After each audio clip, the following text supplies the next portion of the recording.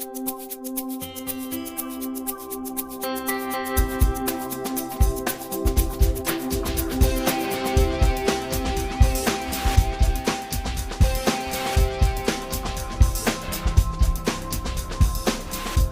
afternoon. It is April 18th, and this is episode 6B of the Bad Dog Book Club. I'm Skip Ruddertail, your otter editor. And I'm Toonses, the driving cat, the cat that could drive a car if I had insurance. And I'm Jay Moose, today's guest podcaster. And we're super excited. This is our first guest podcaster, our first guest commentator with us, so thank you for coming, Jay. Thank you. I'm glad to be here. I've been a fan since episode 1. Yeah, we met at the Kyle Gold book signing. What was that? Just a couple weeks ago. Yeah, it was like 3 weeks ago. And, yeah, want to tell us a bit more about what happened there? I mean, you already told us. I didn't get a chance to actually talk to Kyle Gold though. Oh, what did you ask Kyle Gold? I felt a little bit too shy. You know how I feel about these things. Well, so I had a bunch of questions that were like a little too trite to post about on his blog. Like he's got a line at the end of Out of Position, and it's the one where Dev comes onto the field after rumors are circulating that he's gay, and he's out on the football field, and the crowd is immensely hostile, and and everyone's booing him, and there's a line in there that says it was asshole day at a Veterans Field. And I'm an Eagles fan, and the Eagles for a long time, they have a somewhat Claus, right? Veterans Field is infamous. Yeah, so it's Veterans Stadium where they used to play. It's now demolished, but they sort of gained a reputation as they booed Santa Claus when Michael Irvin broke his neck on the field. They're cheering and cheering. So as hard as the AstroTurf, they popularized. By the way, So I just had to know. I'm like, there's no way this is an accident. And I asked him, and he kind of like, I put it there intentionally. By the way, there was a Brazilian volleyball player, because volleyball is very popular down in Brazil, who, this was over the course of the last week, I guess this all happened, where he was playing an away game, and the fans in the stadium started calling him basically the Brazilian equivalent of fag and chanting it. And he, 2 days later, came out in a conference and said, "Yes, I'm gay." They said the other players wore pink practice jerseys. To support him or to mess with him? To support him. The rest of the week. And then at the next home game, all the crowd had, their foam bats were all pink with his name on them. And that's really they supportive. Cheered for him when he came out. That's so nice. I thought, there you go. There's a volleyball making a solid bid for totally gay reminded sport. me of Out of Position. So there you go. So we're reading this week Stasis by Alflor Alto, and Toon says you picked that out for us. So Yes. why don't you tell us why you picked this one? Well, I got this submission along with a few others. I think about a month or a little bit earlier ago from Alflor. He was really enthusiastic about having this work, which is kind of a work in progress, going along different stages, working on like a writer always does, tending to them like a mama bird, basically. And I liked it. It hit a personal chord with me. Just one of those things that sometimes a story just connects with you in a certain way, and you feel a little bit uncomfortable even trying to discuss the basics, but I'll try to do that here. So, I wanted to mention one thing, though. Just Alflor pointed out to us that since it was a work in progress, we were getting different versions along the line. There's a small hiccup where the version we read on our audiobook is not the exact same version we posted in the text version. Some minor language differences. We'll try to mop that up, but we wanted to just point that out real quick. And the story is the same, though, whether you read it or listened to Alex's wonderful recording of it. So I think you'll be able to follow along with our discussion just fine. Primarily what the interest was, and what I thought might be fun to get our conversation kicked off today was, Alflor was writing in English as a second language, I believe he mentioned at one point, so he was always going back and messing with the diction and the word choice to make it sound more proper, I guess, in his mind. And what kind of challenges do you think arise from trying to write in a non-native language? Well, for one thing, you don't know any of the idioms or the inflection. Basically, the kind of thing that would come naturally to a writer in his native language, sort of the banter, you probably have to struggle with that a lot more.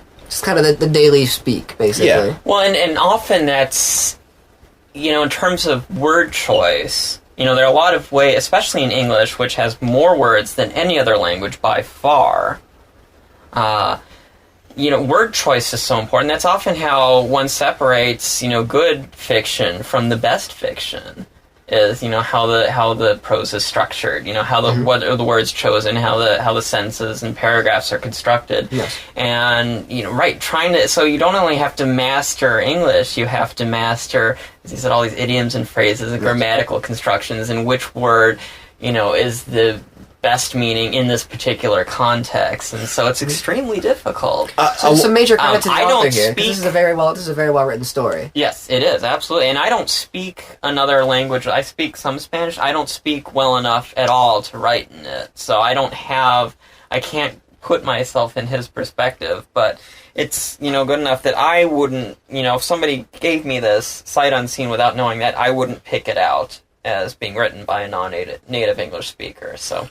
No, if what I mentioned to you earlier was that if you notice the name of the computer, Phobos, it literally means fear, and that's what the story's about. And you as a native English speaker, you didn't pick up on that. That was something that. So what's funny is oftentimes the actual formal education in English that non-native speakers gives them a much more structured understanding of the language than people who just pick it up from living here. Yep. It's rather surprising sometimes. Well, and I know his editor is American, I believe, for this story, because I've talked with him. Oh. So it helped. That's one of the other tricks is, get an editor who is a native speaker of the language you're writing in, and they can sit there and give you a couple points, and I've actually read stories for non-native English speakers where I said, that's okay, but people really haven't used this word since the 1920s. And I have run into cases like that where it's it is legitimate to use this word. Nobody would use it in normal conversation. So, if you have an editor who's a native speaker, whatever language you're going to do, you have a particular hit. word in mind, I'm curious. I don't even... I'm trying to remember what it was. But, it was something, particularly archaic, that was technically correct. And you could look it up in the OED, but it would be the fourth, definition down. Southern Democrat. There you go. There you go. Southern Democrat. That's what he was referring to. Yes. Before the realignments. Oh, how painful. So, first question, I guess, is what did you think of the ending? Well, what I like about the ending is that it kind of cuts off right at the pivotal moment where you realize he's being... given this decision to make, and it's weird because I kind of feel like it gives him a private space to make this decision in where we'll never know exactly what he decides. Yeah, and just to refresh, at the end of the story, he's kind of left with three decisions, right? He can live, but he has to kill his brother to do so.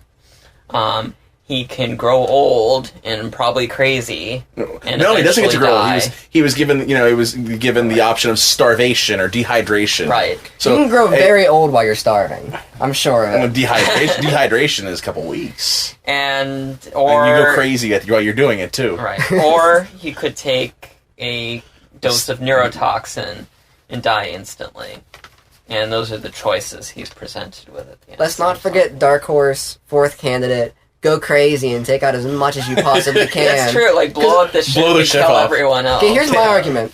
You kill the first guy, people come out, they know you did it. You kill 15 people, at least then there's a little bit of watered down, diluted, responsibility, so no one's even gonna know it was you. And as long as we're completely throwing out the rules of how computers work, just make it look like a computer accident. Yeah, that's that too. I'm just saying there's still time to pin this on somebody else.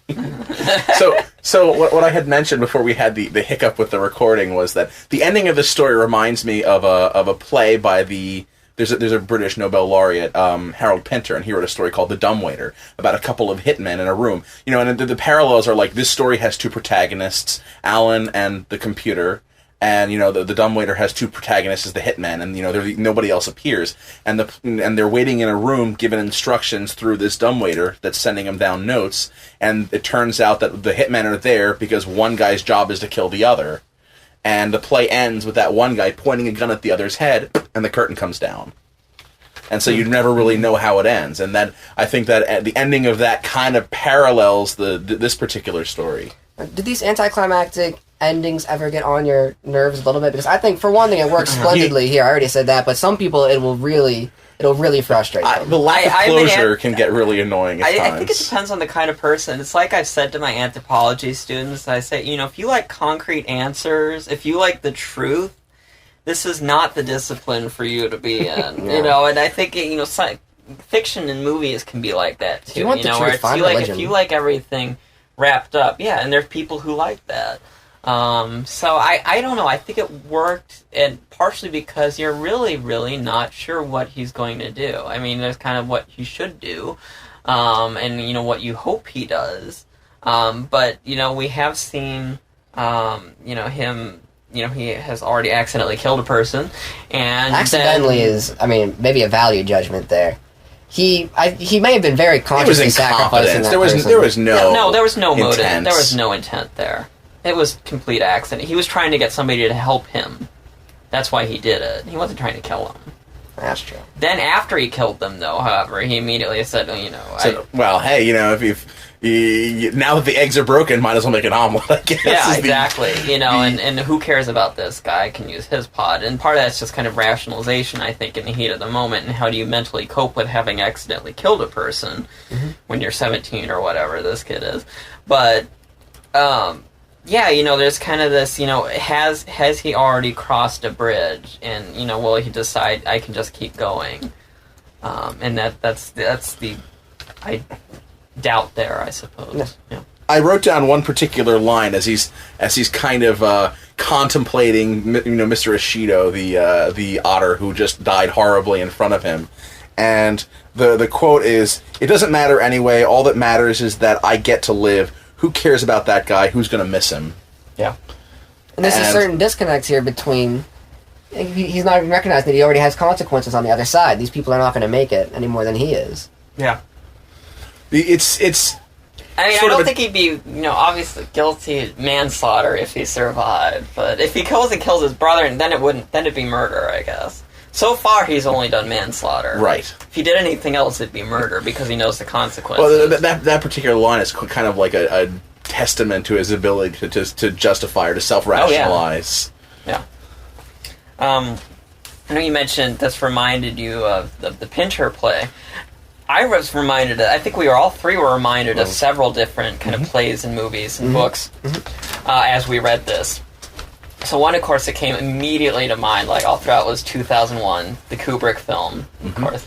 And right, Phobos, how can you not, see Hal as Phobos and just his red eye sitting here, basically, I'm sorry, Alan, I can't let you do that. And he comes really close to that line at one point when Alan's reprogramming him. And I really liked how Alex Vance did that voice in the podcast. Yeah. Like, I don't know, did he, install a thing in his throat, or what did he do?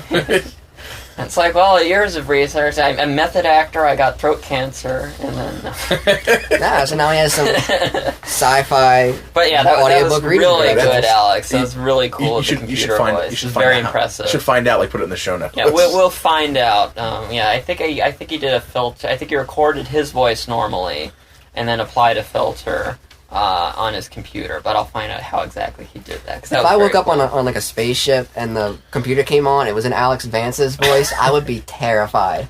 I do not know what horrible things I would be asked to do. I couldn't when we were. Take them off slowly.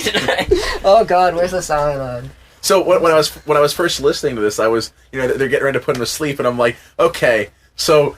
Is this going to be I knew immediately it was one of two things will happen. Either something horrible is going to go wrong, and you could kind of get the foreshadowing for that, or everything's going to be all right, and then something else is going to happen on the other side. And I was joking with you that I felt this was kind of like a if you want to take it in like kind of a joking fashion, it's like a morality tale.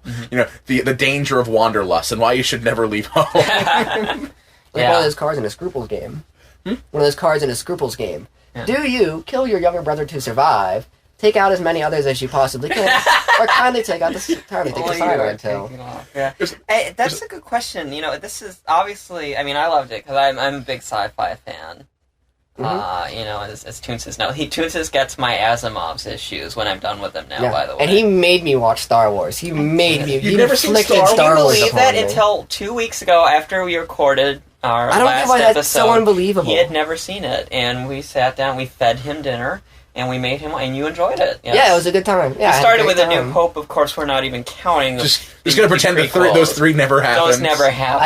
I did see 2 of the first 3. Yeah, AKA see, the that's second why 3. he never seen the original one, because he's like, well, these suck. So. They did suck, and that is why I didn't see the new ones. The old You know, ones. so I love sci-fi, and this is kind of this. It reminds me of kind of these classic, like 50s, hard sci-fi stories. I mean, because they're spaceship and kind of trapped. It's a little bit of a ship in a bottle story. And when the United States at its peak of its exploratory zeal. But it's these fears of what happens to people who are alone in space too. Like there's that classic Twilight Zone episode, The Last Man on Earth with The Last Burgess Man. Meredith.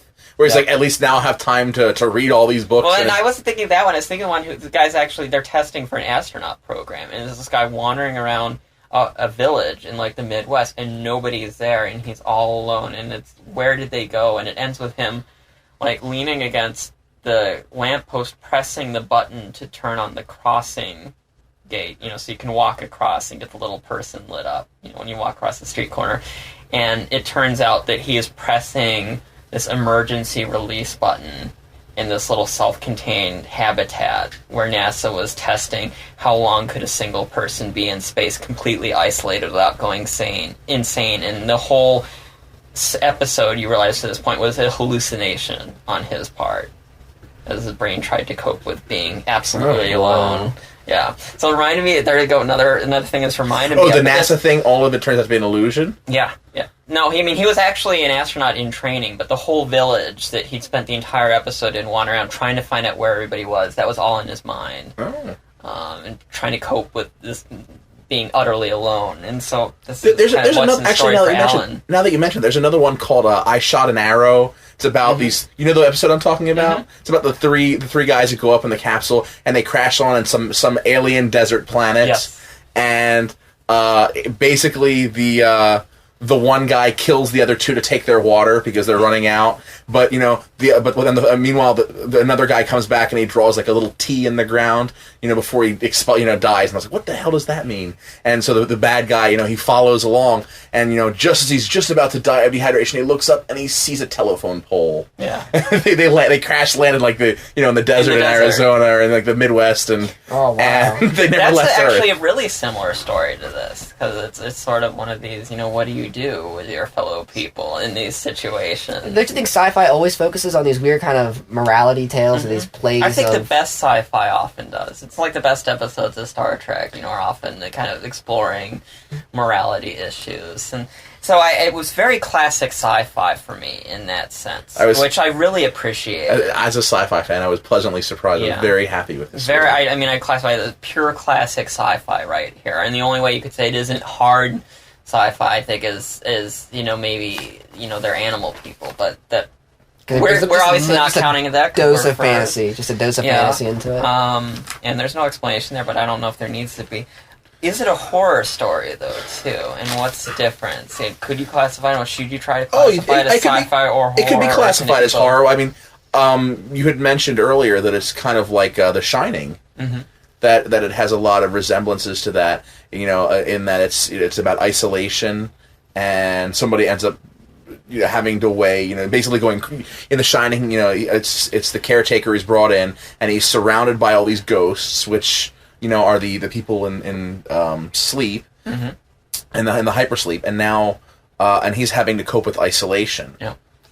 And if you want a bit of horror, just read the paragraph where the assistant gets locked out of the pod or gets knocked out of the pod. Yes. Mr. Ashimoto. That's just, oh my god, I was cringing. That was a very, that was really graphic. And when I heard that, it was like, oof, yeah, that was very visceral and definitely the kind of hardest thing I think we've read so far on the book club in terms of graphicness. For me, it's weird. Like the most difficult thing to actually sit through and read for some reason is just a graphic description of pain or violence for whatever. Like, I can read any kind of horrible description of some crazy situation somebody's in or something like that, but like a bone breaking. Oh, Yeah, well, it I was skipped difficult that. to get through because it was. I mean, he didn't just die. I mean, he was like his muscles destroyed him or something from the inside out. I mean, it was particularly graphic and nasty, which I think kind of goes into this horror territory because he didn't just die, or it wasn't just like he collapsed over dead, or anything like that. No, it was a pretty unpleasant way to go. And I think it was very interestingly written though because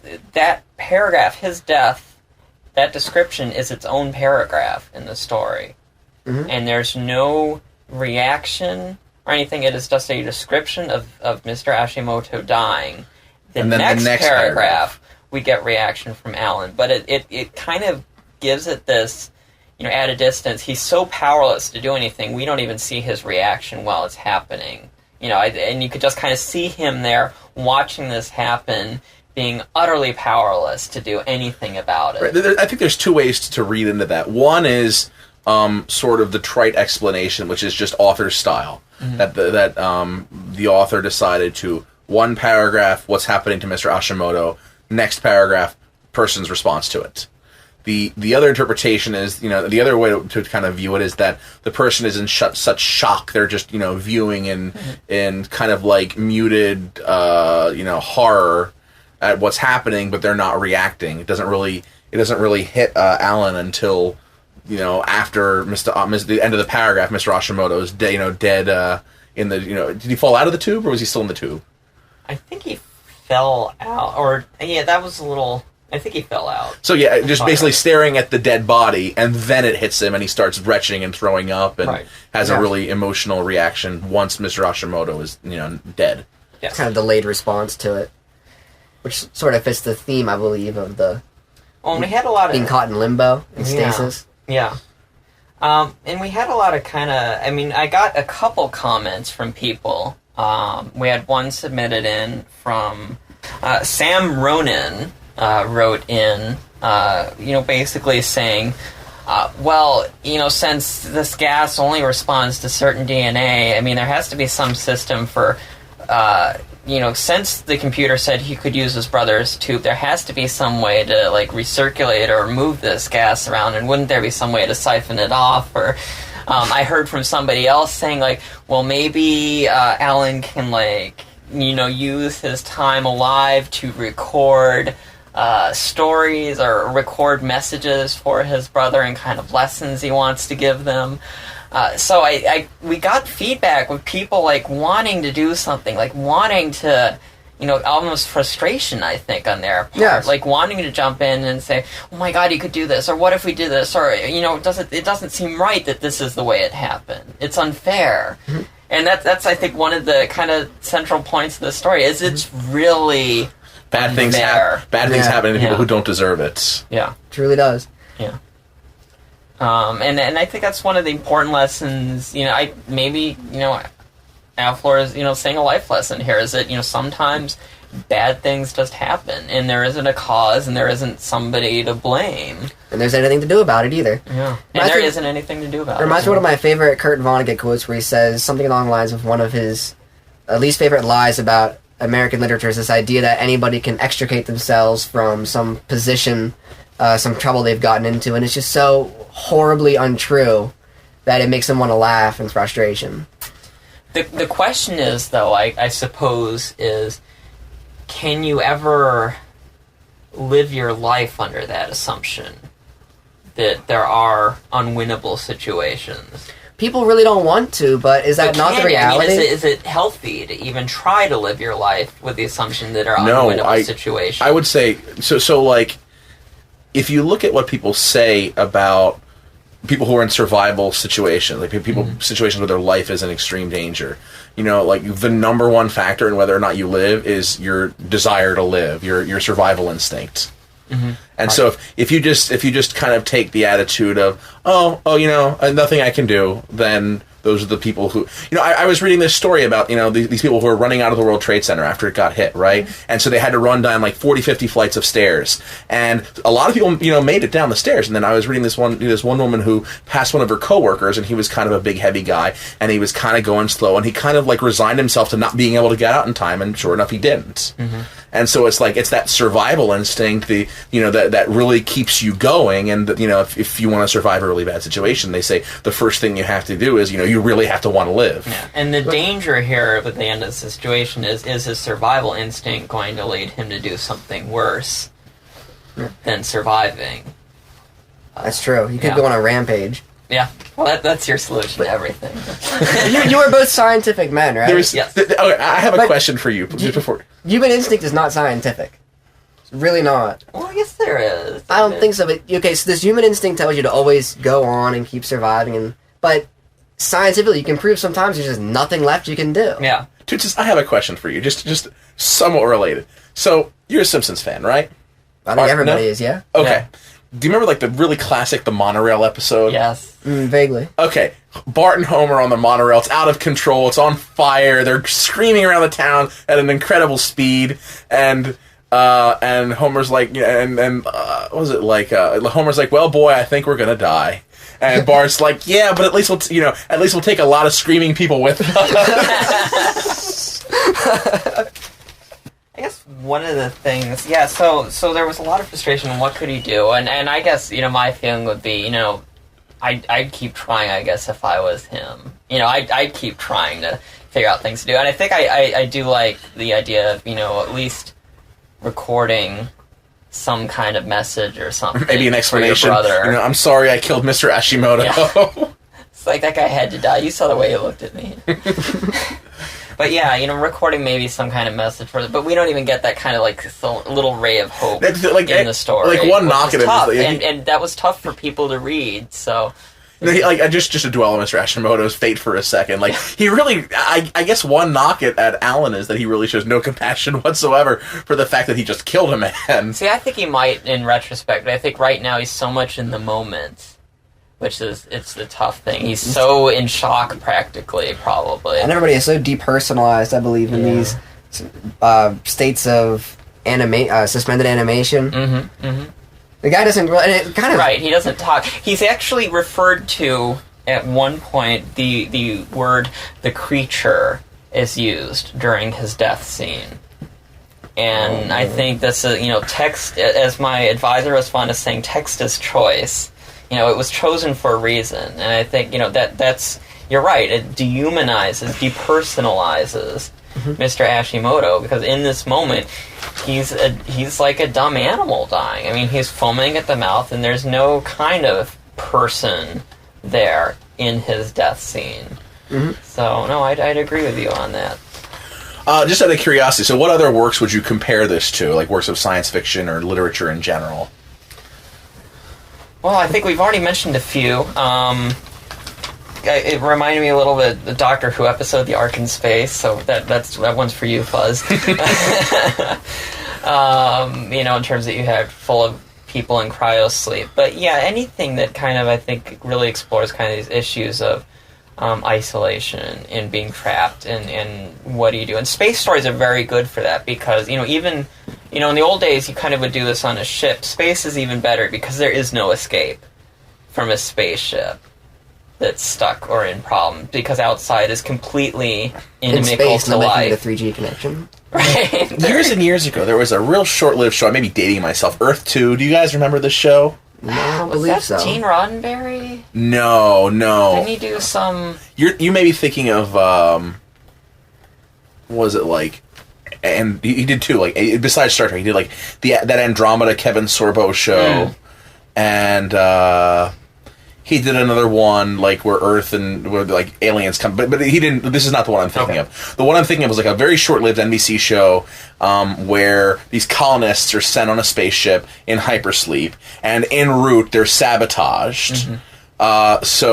So the colony, gets there, but they're wrecked. They're their supplies are lost and everything, and it's them trying to build a colony. So the story itself has both resembles both the fact that they were sabotaged while in hypersleep, and the fact that bad things start to happen once they get there. They're isolated and yeah. Mm-hmm. I liked I don't know what did you guys think of the Alan Danny dynamic? Oh, just a friendly brotherly dynamic. Like I said, this story hit me in a kind of a personal level, because it kind of reminded me of when I was younger, I had a close friend who I had kind of almost brotherly relationship with because I didn't actually get along with my real my real life brothers. But you do now. Yeah, now I do. So but that friend I had when I was younger died. So I mean, just it kind of struck me on that level. Yeah, I really liked it. You know, I have a sister too, and a younger sister, and it rung very true to me. I suppose I really like the Alan Danny dynamic, and there is that kind of sense that, you know, they're really. I mean, I would do just about anything for my sister. You know, wouldn't matter what it was. You know, and this kind of protectiveness that he feels over Danny really rung true. To me, and I thought it was really cute too. I thought it was very cutely done. And the implication I got from the story was they don't have parents. They don't seem to have parents. No. That's kind of like the notable by its absence Yeah. was the fact that there's no mention of any family or friends they're leaving. Well, and there's a reminder. It reminded me of Ed and Alphonse from Full Metal Alchemist. That relationship where you've got these two brothers who no parents and younger, but very close because that's all they have.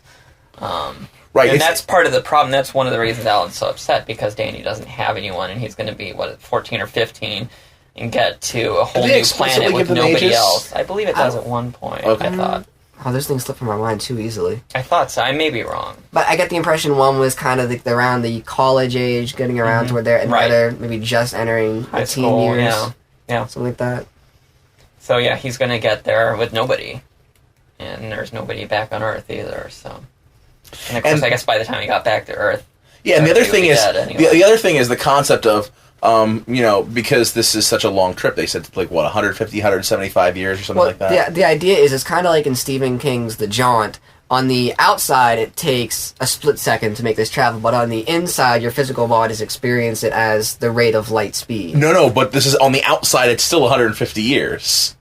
They said in the beginning of the work that, you know, that when you leave and you get to wherever you're going 150 real years later, and you would experience in the travel, in real physics, you know, time would dilate, and, you know, you would perceive it as being a very small time, but outside it would be 150 years. In the book, it explicitly says that, you know, you experience time passing at a rate equal to the time outside of the ship. The English major had trouble with physics. So can we say bullshit on that? Or as a scientist, can we say bullshit on that? But what's the fun in that? Well, I mean, you have to give the writer a little leeway to kind of bend physics to... Yeah. So anyway, but they explicitly say, you know, you leave and you get to where you're going 150 years later, and you have not, and although you have experienced 150 years passing for you, you've been in sleep and presumably haven't aged, right? And so you get there 150 years later, and then if you're doing a round trip, I guess you get back and it's 300 years later plus however long you spent there, and so everyone you knew is dead, and all the technology you knew, all your favorite, you know, writers and musicians, they're all gone. I like your idea from the Stephen King book, though, that it's instantaneous for the outside. Oh, yes, because what happens in the story is there's a gas that is supposed to be inhaled to send you into suspended sleep, and like some kid in a family just holds his breath and doesn't take it. And then when they get on the other side, he's all harried and crazy because he's experienced just an endless amount of time. Alone. Yeah. Again, isolated. Yeah. Isolated. I guess that's, you know, so maybe it's not hard sci-fi because of that. But I don't know. I'm usually willing. I'm not like a hard sci-fi purist where it has to be, you know, as absolutely as scientific. You have to give the writers some slack. Yeah, I'm willing to stretch believability if it's a good story. Pedantic. Yeah. I guess I could never relate. Like, what motivates the people going on these round trip? You know, if you were given the chance to go to some other star, some colony somewhere, and then come back, and each leg of the trip would take 150 years, and when you come back, you're essentially unstuck in time. Like everything, you're Fry from Futurama. Economic development, maybe? Well, I don't know, that leads me to think maybe we did mishear it, because he specifically talks about it's wealthy people going. You know, they're not like homesteaders. Well, it's not like this has appeared in fiction elsewhere. I imagine them going as wealthy investors to a new outside colony. Do you remember? And kind of, what the impression I get here is that Earth is not as important to stick around as it was before. Right. It doesn't matter if all the people on Earth are going to die. And I think for Alan Danny, it's probably just, you know, it's a new chance. Yeah, you know, because as we know, their parents are dead. We don't know why. But it looks like they probably, you know, and they're young. They don't have anything to hold them back, so why not take it in their perspective? It actually would not be the first case of that I can remember in fiction. Did you ever read any of the sequels to Ender's Game. Mm-hmm. Yeah. So in the book, one of the sequels, I'm sorry, right now, it's Children of the Mind, I think, one of the later, like, third or fourth sequel. They talk about this, major corporation where all the members of the board are on these ships traveling at relativistic velocity, and they're essentially unstuck in time. Yeah. And so they control the corporation over thousands of years because they're living for, essentially forever. And they're almost by definition rich because they're running this big important corporation. Yeah. Speaker of the Dead, by the way, should be like required reading for anybody interested in the social sciences. That's a very good one. So, the second book. I'm gonna take that recommendation and expand my sci-fi library. Yes, that's a good one. No, I think Ender's Game is great. It's great when you're 15. But it's a straightforward story. Speaker for the Dead is really deep, I think, and it's probably. It's one of the best sci-fi books ever written. I don't think he ever gets there again in terms of quality, honestly. I got through like the first 8, and then I had number 9 sitting on so he does like 4 with Ender and then 4 with Bean. Right. And then he started a new quartet, I think it's supposed to be a quartet, where he brings the two together in the distant future. Yeah. So essentially it's not Ender. Ender is essentially killed off at the end of 4, and there's new Peter who is Bean's spirit, soul. And so he's bringing new Peter and just I've never actually read 9. Notice how even the description got sillier as we went on, so that should tell you something. But yeah, I don't know. I don't think I love Orson Scott Card, but I think that was kind of the pinnacle, and everything else since then. I don't know if he's even necessarily trying to do something like that. I think he's just kind of writing. I think he's milking it. No, I think maybe he's doing that, but I think he's just kind of writing easier stuff to write, and not that there's anything wrong with that, but you're not going to hit the same heights. So anyway, yeah, Speaker for the Dead, great. Ender's Game, great. Other ones pretty good. Some of them maybe not. That's our summary. His politics, terrible. His politics are very bad. Terrible, yeah. There's an article out there, like Orson Scott. It's like a reporter wrote it about her interview with Orson Scott Card, and she's like, Orson Scott Card, my best the best subject to interview, my worst interview ever. It's like, have we covered almost it? Is there anything we've forgotten? No, I don't believe so. We don't want to forget the thank you again. Yes. We haven't said thank you enough times to Alflor for letting us use the story. Thank you. And very enjoyable. We got some lighter stuff for next time, next week. Yes, we'll have a story by Cedric. And we'll have a stranger reading that for us. So. Oh, yeah. Somebody you've never heard of. A surprise guest reader. And so we'll do some lighter stuff, and down the pipeline we've got several things coming. We're going to have a Kyle Gold story coming up. In the future, we're going to have something from Roar 3 coming up, and we've got some straight porn coming up down the road too. So is that a promise? Oh, that is a promise. That is a promise. And I still got to pick a Pokemon winner. So we got some good things coming down the pipeline. Stay tuned. Jay, thank you for being our guest. Thank you very much for having me on. It's been a pleasure. If you guys are in the DC area, give us a ring. Maybe you could be a guest commentator too. And we always need guest readers. And so drop me an email, skip@baddogbooks.com. I handle all the reading assignments. Yeah, and you can catch me at toonses@drivingcat.org. Yeah, and if story submissions, probably go to Toonses first, but they could go to either of us or both of us. So if you have a story you'd like to share and like to have it read on the air, please send it our way. And visit us at baddogbooks.com. And I think that's about it. So join us next week. All right. Thank you. I'm Skip. I'm Toonses. Nice talking to you, everybody. And I'm Jay.